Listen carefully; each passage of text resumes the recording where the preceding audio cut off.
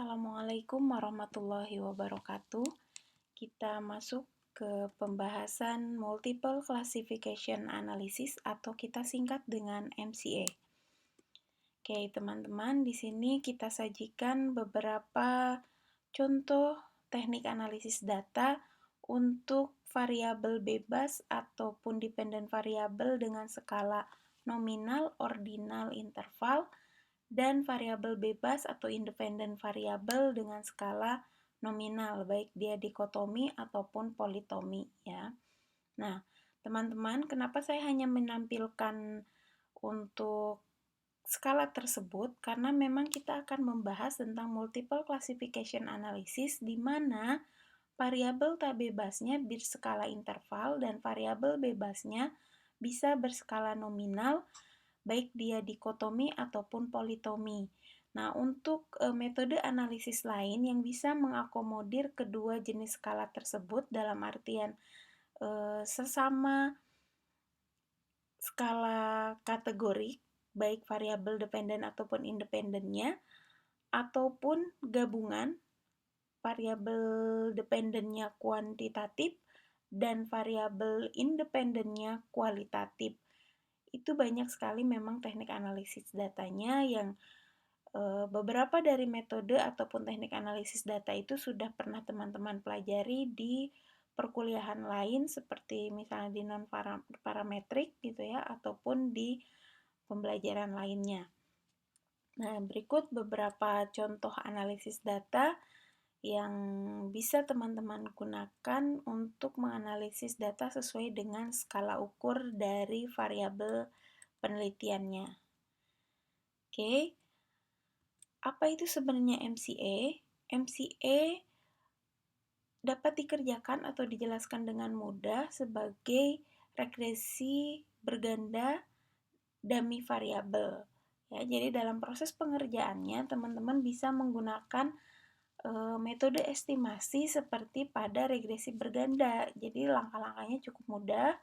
Kemudian model MCA dapat menangani berbagai bentuk hubungan antar variabel bebas. Dalam arti di sini adalah bisa menganalisis hubungan antar variabel bebas yang skalanya kategorik dengan variabel terikat atau dependent variabel yang skalanya kuantitatif.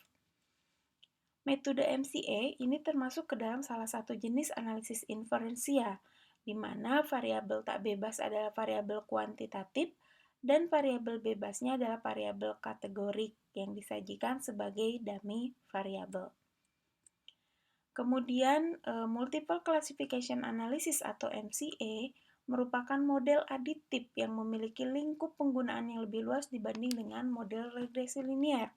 Kenapa disebut lebih luas? Karena memang dari skala penggunaannya pun bisa mengakomodir gabungan dari dua jenis skala, baik kuantitatif dan kualitatif. Selain itu pun dari output atau kegunaannya nanti bisa lebih luas dibanding dengan regresi linear, di mana kalau regresi linear kita hanya bisa melihat pengaruh variabel bebas terhadap variabel tak bebasnya secara simultan ataupun parsial. Tetapi kalau di model MCA nanti kita bisa melihat pengaruh dan hubungan antar variabel bebas dan tak bebasnya itu setelah dan sesudah di adjustment.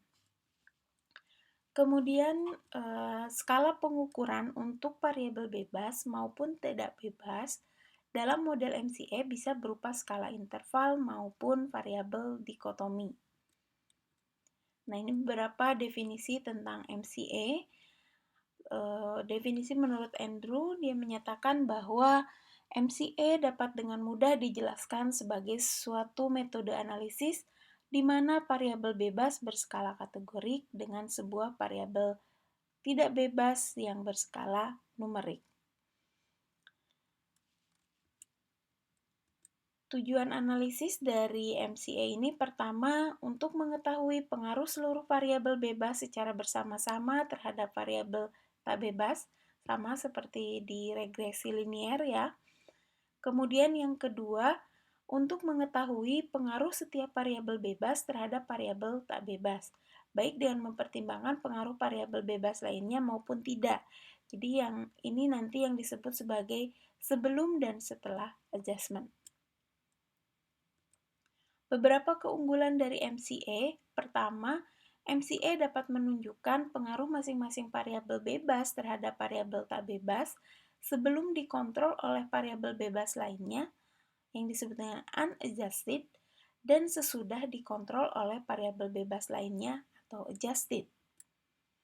Kemudian yang kedua, kegunaannya yaitu adalah untuk melihat pengaruh setiap variabel bebas dalam persamaan MCA merupakan nilai rata-rata dari variabel tidak bebas setelah dikontrol oleh variabel bebas lainnya. Jadi nanti besarnya pengaruh dari setiap variabel bebas di dalam persamaan MCA itu merupakan nilai rata-rata dari setiap variabel bebas pada kategori tertentu, ya. Nanti lebih jelasnya kita lihat di contoh, ya. Oke. Kemudian keunggulan selanjutnya, koefisien MCA dihitung untuk seluruh kategori pada variabel bebasnya, baik dalam bentuk skala nominal dan dinyatakan sebagai penyimpangan dari angka rata-rata. Kemudian MCA bebas dari pembatasan penggunaan skala, ya tentu ya, karena memang tadi bisa antara kuantitatif dan kualitatif. Oke, tadi disebutkan bahwa MCA merupakan sebuah metode yang memiliki asumsi linear aditif. Apa sebenarnya definisi ataupun konsep dari linear aditif tersebut? Ya, maksud dari linear aditif ini adalah setiap variabel yang memengaruhi variabel tidak bebas nilainya bebas dari faktor lain. Artinya, setiap variabel bebas yang mempengaruhi variabel tidak bebasnya tidak saling berinteraksi. Jadi antara satu variabel bebas dengan variabel bebas lainnya itu tidak saling berinteraksi, tetapi nanti bisa dilihat pengaruh setiap variabel bebas itu ketika sesudah dan sebelum dipengaruhi oleh variabel bebas lainnya. Oke. Untuk mengetahui adanya interaksi antar variabel bebas yang dimasukkan ke dalam model, perlu dilakukan pengujian terlebih dahulu. Pengujian interaksi ini dengan menggunakan uji F dengan langkah-langkah sebagai berikut. Perhitungan atau langkah-langkah dalam melakukan uji F ini seperti yang teman-teman lakukan di langkah-langkah pengujian ANOVA. Pertama, pengujian nilai F main effect untuk mengetahui pengaruh variabel bebas terhadap variabel tak bebas, ya, dengan hipotesisnya sebagai berikut. Kemudian kedua yaitu menguji interaksi antar variabel bebas dengan hipotesis sebagai berikut. Oke, teman-teman, setelah teman-teman menguji apakah ada interaksi antar variabel bebas tersebut, baru kita masuk ke tahapan untuk menguji apakah analisis kita bisa dilanjutkan dengan menggunakan MCA atau tidak, ya. Yang pertama, melakukan uji F, yaitu ketika hasil nilai p-value-nya kurang dari 5%, hal ini berarti terdapat interaksi antar variabel bebas. Artinya, pengujian dapat dilakukan pada tahap kedua, gitu ya. Jadi ini bagian dari tahap mengecek adakah interaksi antar variabel bebas, gitu ya, yang tadi disampaikan di awal, di sebelumnya. Kemudian yang kedua, jika p-value lebih dari sama dengan 5%, hal ini berarti tidak ada interaksi antar variabel bebas, sehingga pengujian asumsi cukup di sini saja. Artinya berarti analisis MCA tidak bisa dilakukan untuk kasus yang seperti ini. Nah, ketika memang ada interaksi antar variabel, maka kemudian kita lanjut ke tahap kedua, yaitu menghitung rasio. Dengan formulanya, Jumlah kuadrat interaksi antar pasangan variabel bebas dibagi dengan jumlah kuadrat main effect dikalikan 100%. Nah, bagaimana cara menghitung jumlah interaksi pasangan variabel bebas dan kuadrat main effect? Ini sudah teman-teman dapatkan di materi Menstat 2 bagian kelompok materi ANOVA dan desain eksperimen ya. Di situ kan bisa menghitung JKAB, jumlah kuadrat variabel A dan B gitu ya untuk melihat interaksinya. Silakan teman-teman untuk membuka catatan terdahulunya untuk bagaimana mengetahui atau mencari nilai jumlah kuadrat interaksi dan jumlah kuadrat main effect. Nah, hasil dari rasio ini ketika nilainya lebih dari 10%, maka artinya terdapat interaksi yang tidak bisa diabaikan. Pengujian dapat dilanjutkan pada tahap ketiga. Namun, ketika hasil rasionya kurang dari 10%, hal ini berarti interaksi antar variabel bebas dapat diabaikan. Ya. Berarti pengujian selesai sampai di sini. Kita harus mencari metode lain atau teknik analisis data lain yang tepat untuk kasus yang kita miliki. Nah, ketika kita bisa lanjut ke MCA, belum selesai pada tahap 2, kita harus lanjut ke tahap 3. Masih menghitung rasio, tetapi formulanya berbeda. Kalau tadi dibagi main effect, kalau sekarang dibagi jumlah kuadrat dikalikan 100%. Jika rasio ini nilainya lebih dari 1%, berarti terdapat interaksi dan analisis dengan menggunakan MCA tidak dapat dilakukan. Nah, jika rasionya kurang dari sama dengan 1%, berarti interaksi boleh diabaikan atau dapat dikatakan interaksi benar-benar tidak ada dan asumsi model aditif dapat terpenuhi.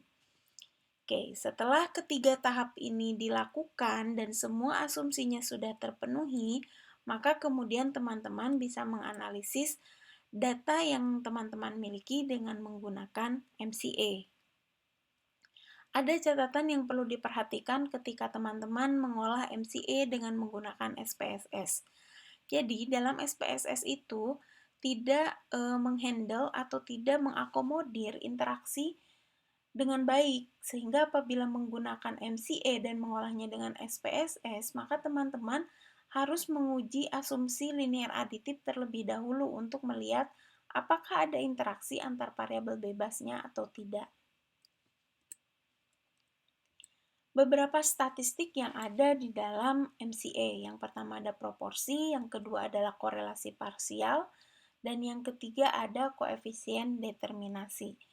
Nah, proporsi ini menunjukkan pengaruh masing-masing kategori sebelum variabel bebas lainnya dipengaruhi atau unadjusted maupun sesudah variabel bebasnya diperhitungkan atau adjusted. Jadi ini untuk melihat pengaruh ya. Kalau korelasi parsial ini untuk menghitung tingkat keeratan antar variabel. Nah, ini bisa dilihat dari nilai eta maupun beta ya. Nah, kemudian kalau proporsi nanti dilihatnya dari eta kuadrat dan beta kuadrat ya. Kemudian statistik yang ketiga yaitu koefisien determinasi.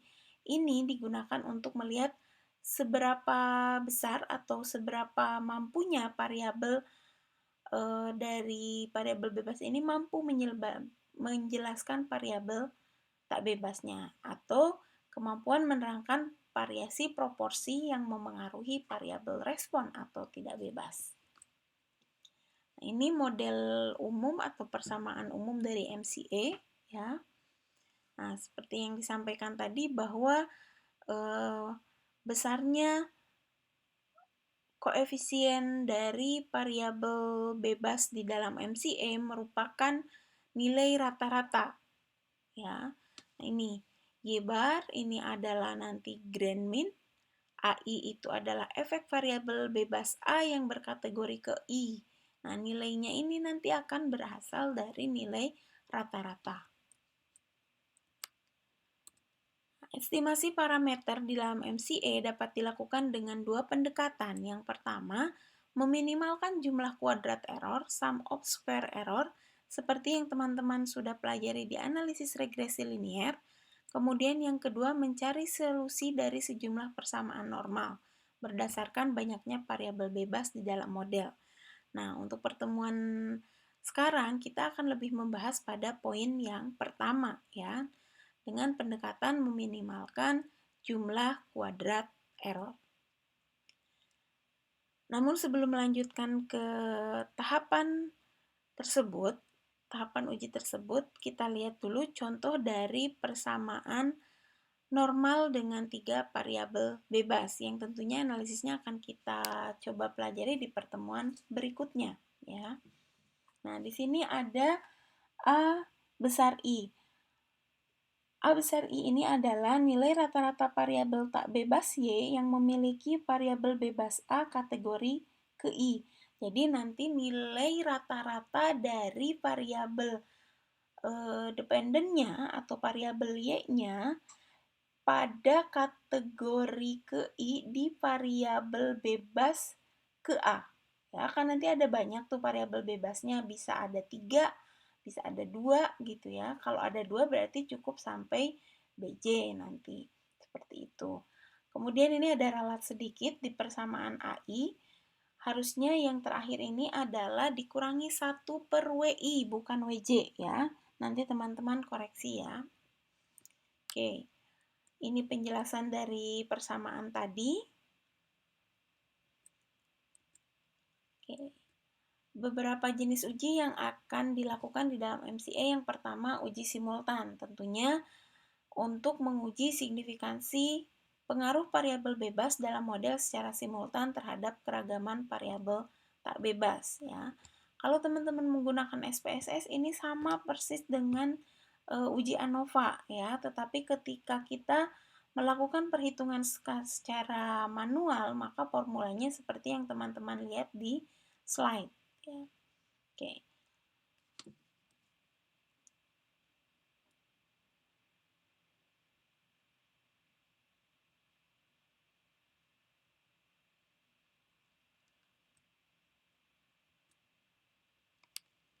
Oke. Beberapa statistik lain untuk mengukur besarnya pengaruh variabel bebas terhadap keragaman variabel tak bebas digunakan 4 pendekatan, yaitu statistik eta kuadrat, statistik beta, dan statistik beta kuadrat. Statistik eta digunakan untuk mengukur hubungan variabel bebas ke I dengan dalam model terhadap variabel tak bebas Y sebelum dilakukan adjustment. Dengan persamaan seperti yang teman-teman lihat di slide, di mana keterangan-keterangan rumusnya sama dengan keterangan rumus yang sebelumnya ya. Oke, kemudian selanjutnya ada statistik eta kuadrat. Ini untuk mengukur pengaruh variabel bebas ke I dalam model terhadap keragaman variabel tak bebas Y sebelum dilakukan adjustment. Nah, sudah bisa dilihat ya teman-teman. Kalau eta tanpa kuadrat itu untuk melihat hubungan. Kalau eta kuadrat ini untuk melihat pengaruh. Ya. Nah, eta ini untuk melihat pengaruh ataupun hubungan sebelum dilakukan adjustment. Ya. Nanti beta itu adalah untuk melihat hubungan dan pengaruh setelah dilakukan adjustment. Oke. Beta digunakan untuk melihat atau mengukur hubungan variabel bebas ke I dengan model terhadap variabel tak bebas Y setelah dilakukan adjustment. Nah, rumusnya seperti yang teman-teman lihat di slide. Kemudian statistik beta kuadrat. Statistik beta kuadrat untuk melihat pengaruh. Pengaruh kapan? Pengaruh setelah dilakukan adjustment. Ya. Oke, kita lanjutkan. Ini beberapa rumus umum yang digunakan di dalam perhitungan MCA.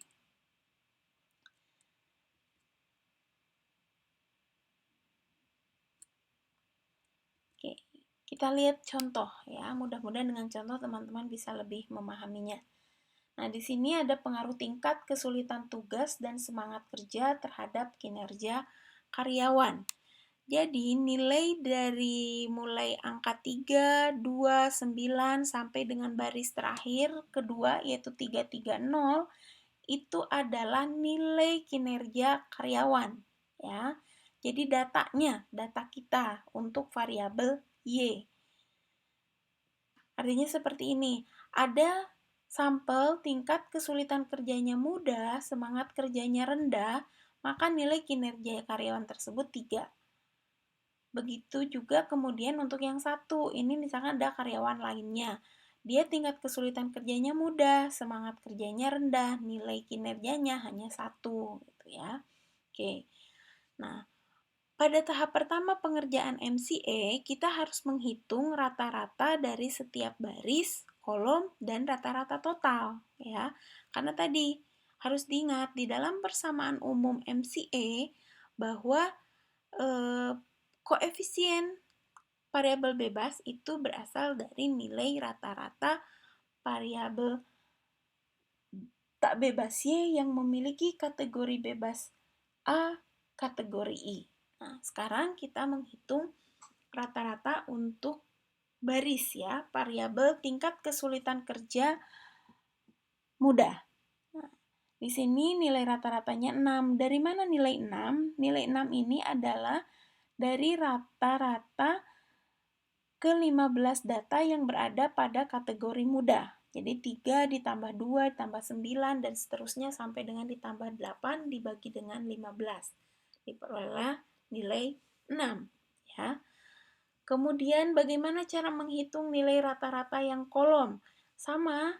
Nah, di rata-rata kolom menjumlahkan semua nilai yang ada pada kolom rendah dibagi dengan total selnya yang ada pada kolom rendah ya. Contohnya di sini 3 tambah 1 tambah 1 5 tambah 6 11 tambah 4 15 ditambah 5 20 20 dibagi 10 2. Begitu seterusnya ya. Kemudian angka 4 yang berada di paling pojok bawah itu merupakan nilai total rata-rata atau grand mean ya. Diperoleh dari menjumlahkan semua nilai yang ada pada sel di data tersebut dibagi dengan banyaknya sampel. Itu grand mean.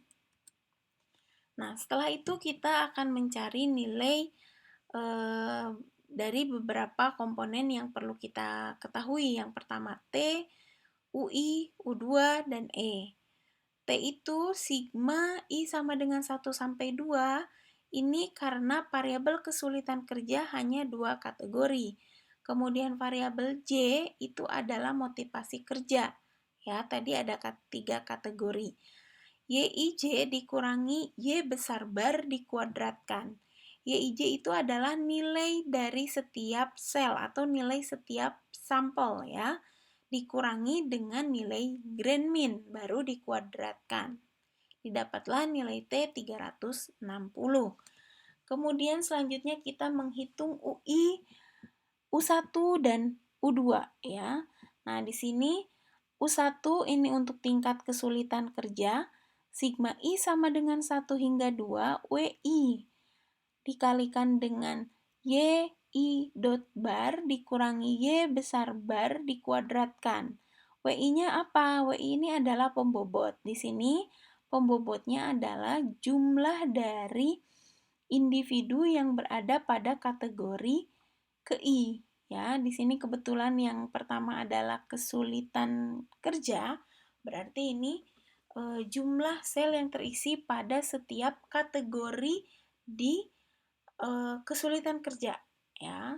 Begitupun di U2 WJ. WJ itu berarti dia adalah jumlah sel yang ada pada setiap kategori dari variabel motivasi kerja ya. Nah, setelah diketahui semua baru kita mencari nilai E dengan cara T kurang U1 kurang U2. Dapatlah nilai T sebanyak 180. Nah, setelah diperoleh nilai-nilai statistik tadi, maka kemudian kita selanjutnya menghitung nilai eta.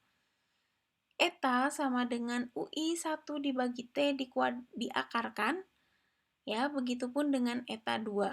Nah, berikut untuk goodness of it.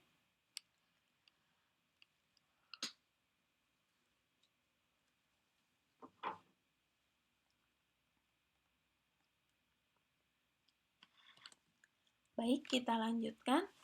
Nah, ada beberapa hal yang perlu kita garis bawahi di dalam analisis MCA ketika terjadi koefisien determinasi yang hasilnya sangat kecil. Ini jangan heran karena memang akan seperti itu. Kenapa? Karena di dalam MCA melibatkan data yang berupa skala kategorik, ya. Kemudian nilai penduga dari model ini juga bisa dibedakan menjadi dua, pada kondisi unadjusted dan adjusted. Oke, ini persamaan umum dari MCA dengan model lain ya. Nah, dalam perhitungan ini akan lebih mirip atau sama dengan perhitungan di ANOVA ya. Sama, artinya dari persamaan umum yang ini itu adalah grand mean ditambah row effect ditambah kolom effect ditambah residual. Row effect dan kolom effect ini adalah rata-rata nilai rata-rata variabel dari variabel tak bebas kategori KI. Ini contohnya sama dengan yang sebelumnya ya. Nah, SS total hitung sum square row, sum square column. Nah, SS row ini sama dengan UI1 atau U1 tadi ya. SS kolom sama dengan U2. Ini persamaan yang bisa teman-teman gunakan untuk mencari sum square. Oke, ini formula untuk mencari degree of freedom. Kita masuk ke statistik eta. Statistik eta sama dengan akar dari SS row dibagi dengan SS total. Kalau dia kolom berarti tinggal SS kolom dibagi SS total. Ini goodness of it. R-nya sama dengan akar SS model dibagi SS total. Nah, teman-teman, selain uraian tadi, saya menyajikan bagaimana langkah-langkah melakukan MCA dengan menggunakan SPSS ya.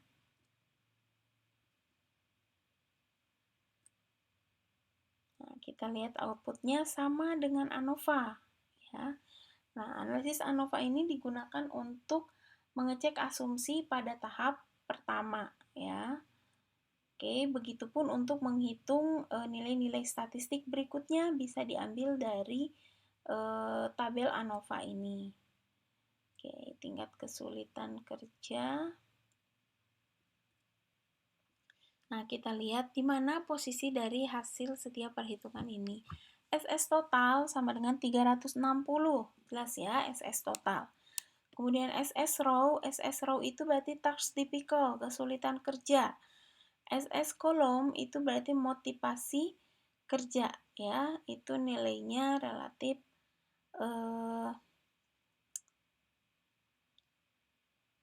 mudah dihitung ya karena nilainya tidak terlalu besar. Oke, kemudian di sebelah kanannya adalah cara perhitungan degree of freedom. Kemudian untuk melihat nilai rata-rata yang tadi kita hitung di awal itu di mana gitu. Nah, itu didapat di kolom MCA predicted mean ya, masuknya ke situ hasil dari perhitungan rata-rata setiap variabel. Kemudian bagaimana cara menghitung deviasi? Nah, deviasi itu dihitung dari rata-rata setiap variabel pada kategori tertentu dikurangi dengan grand mean ya, didapatlah nilai deviasi. Oke. Yang terakhir ini